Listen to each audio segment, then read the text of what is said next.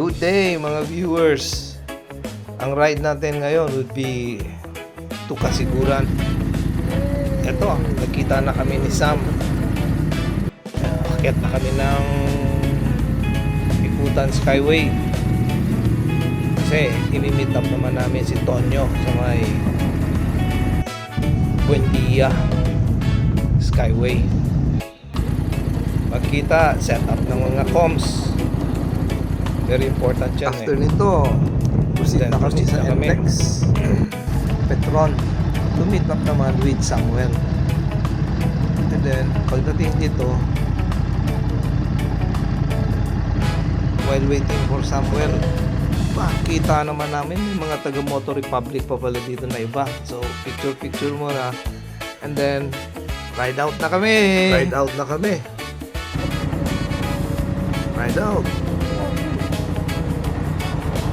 While going there, ito, after 45 minutes siguro, PTT, jingle break muna kami sa PTT. Ito. Picture ulit. Then, Kasi, ito na. walang Si Anthony. mga CR dyan sa Ano, Ton? Anong masasabi mo? Let's ride! Good. Okay. Let's go. Ride out na kami. Medyo marami na rin yung mga kotse na nakasabay namin. SCTEX exit. And then, after 30 minutes siguro, Kabanatuan na kami. Ito yung El Jefe Kusina. Dito kami kumakain. Anyway, while having breakfast, ang napagkasunduan was magbabaya bungabon kami. So, syempre, kailangan mandatory. We have to stop dito. I love bungabon.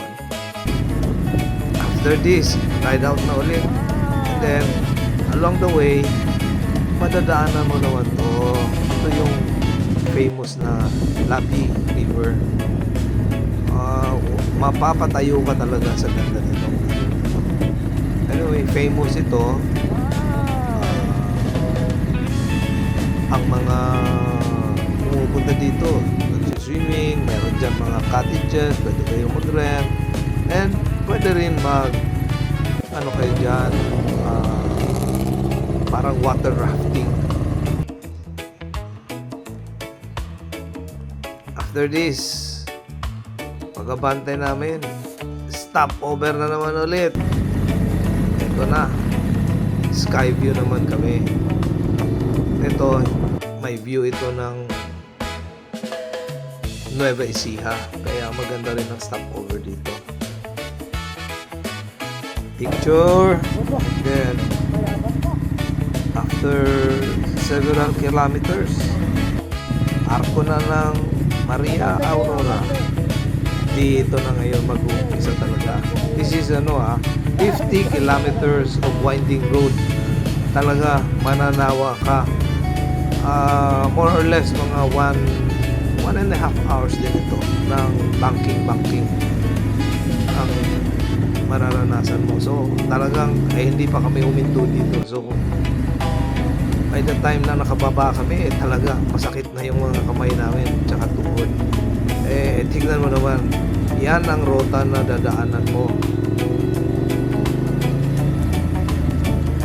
Mala Bulate yan sa tindi ng mga banking dyan. Pag nakita mo yan, ayan, so, yung pula.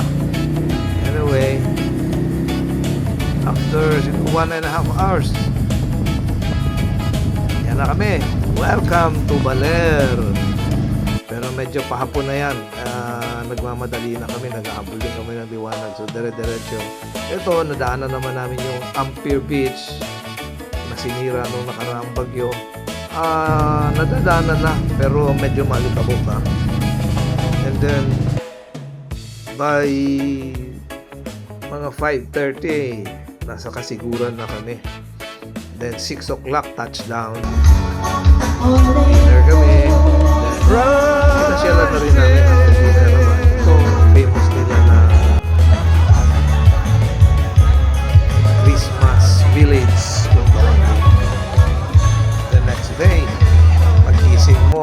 yan ang bubungad sa'yo. O, sunrise. Ganda, ganda. Breakfast muna. Sarap na breakfast. Thank you, Albert, for the breakfast. Tapos, masyalan na kami. Dito, makita na kami ng Pilasan Aurora. Kasi nandito na talaga yung mga white beaches and yung mga campsite kung gusto mo. Though ang kalsada, medyo hindi pwede magmabilis, ano, kasi puno ng buhangin. Yun daw mga buhangin na yan, talagang naanod nung bagyo, kaya napuno ng buhangin yung kalsada. Anyway, ito, magagandang beaches na ng Dilasag to. Tapos, ang recommendation nga sa amin was kailangan puntahan din namin yung famous nila na Batanes of the North. So, sinubukan namin. Medyo challenging din ang pagpunta dito kasi medyo mataas, pero wow naman. Tingnan nyo naman yan, no? Yan ang view dyan. Grabe. Believe ka talaga. Nakisama pa ang weather. Ito, medyo makulimlim. Ganyan ang dating nung lugar. Pero pag biglang umaraw naman, ang ganda. Kita mo yung view dito.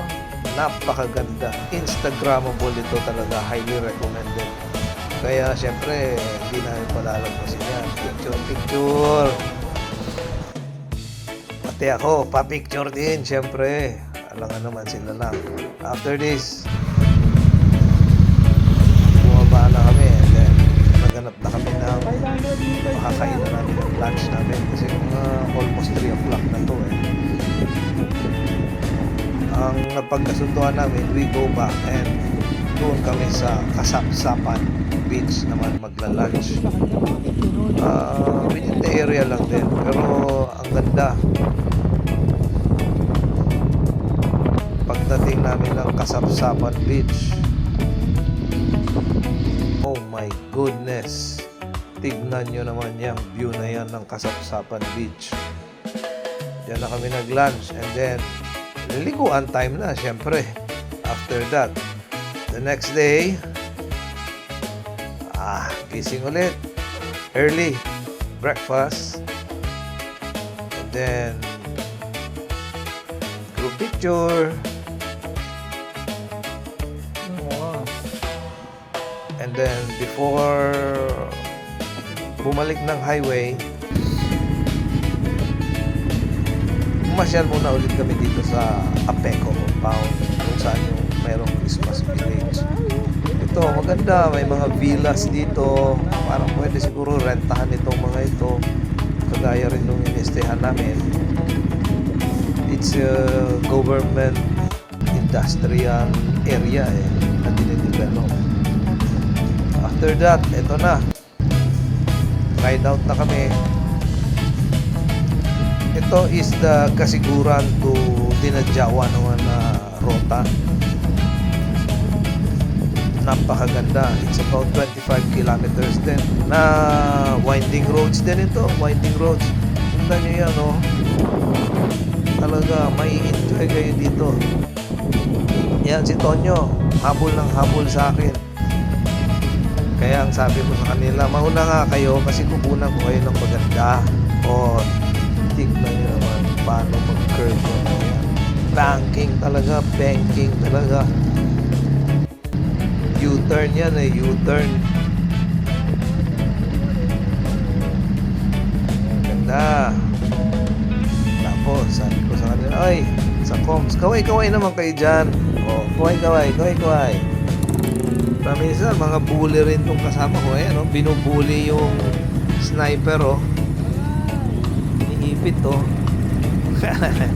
Hindi. Meron palang mga camping dyan sa unahan kaya nagsihintuan nila. Anyway, tingnan nyo yung sa dulo. Yan na, approaching na kami ng dyan, Ampere Beach sa may Dipakulaw. Yan ang view mo dyan along the coastline yan, kalsada na yan. beautiful talaga. Ito bitin pata sa banking kaya umi-ekis-ekis pa. And wow! Anyway, Ampere Beach na ulit kami. tingnan nyo, grabe ang pagkasira ng Ampere Beach. Pero maganda pa rin kahit sira-sira na yung kalsada. Yung view niya talaga impressive. Ang ginawa namin, nag-stop muna kami, then bumaba kami dito. Yan na yung mga rock formations. The famous Dipakulaw Ampere Beach and rock formation sa Dipakulaw. Ganda, no? The view, nag-uusap na kami kung saan ba kami kakain naman kasi para sa brunch namin. Anyway, ang napagkasundoan was Baler kami. Pasok kami sa loob ng Baler and then doon kami sa Aliyah Surf Resort. Pumunta sa unahan lang yan ng famous na Costa Pacifica hotel nila. Naman, grabe ang view dito, ang beach dito, Video ako, Tito. ang waves, grabe. Sige, video. Magkwento ka. Sa totoo lang, kung hindi lang mahirap puntahan ng Baler, sa tingin ko, lalaban pa rin siya sa Elliot. More convenient lang talaga puntahan. So, tingnan nyo naman yung mga view niya. No? Ganda! Woo! Ganda! Pagkatapos kumain, ayan na. Balik na kami. Pasok kami ng Maria Aurora ulit. Pero this time, dito na kami sa kabilang side. We will pass through Pantabangan na. And then, ito, ayan na yung Pantabangan Dam. Ayan, napatayo tuloy ako sa ganda. Kasi left side yan yung dam. Portion lang yan ng dam. Actually, ito na yung pinaka-dam talaga. Pagkain namin dito, yan ang dam. View from Ikigan overlooking restaurant. Yan o, Pantabangan Dam. May mga naligaw pala dito. Ayan ang mga kasama ko. Malungkot na, paano? Uwian na daw. Ay, Tonyo. Tumawa ka Tumawa ka naman. naman. Tonyo is Tonyo. serious. Anyway, ayan. Ganyan. After Malungkot ka this, naman masyado. dire-diretso na kami. Balik ng Cabanatuan. And next na kami. Hiwa-hiwalay na dito. And then by mga 8 o'clock, touchdown na sa bahay. Sana nag-enjoy kayo.